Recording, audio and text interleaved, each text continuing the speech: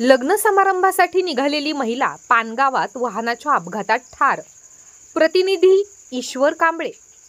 नमस्कार, आपण पाहत आहात वैराग न्यूज। वैराग न्यूजच्या बातमीपत्रामध्ये आपल्या सगळ्या दर्शकांचे अगदी मनापासून स्वागत।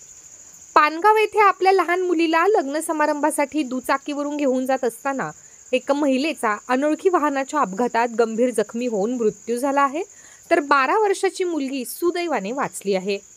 सुलक्षणा शरद घायतिडक, वय वर्ष 38, राहणार काळेगाव हल्ली मानेगाव असे अपघातात मरण पावलेल्या महिलेचे नाव असून हा अपघात शनिवारी 24 मे रोजी दुपारी 12 वाजण्याच्या सुमारास पानगाव जवळ घडला।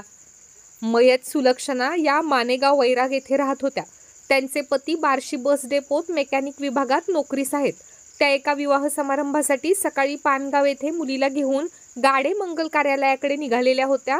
दरम्यान अनोळखी वाहनाची धडक बसताच डांबरी रस्त्यावरती त्या पडल्या आणि या अपघातात त्यांच्या डोक्याला जबर मार लागून रक्तस्राव झाला।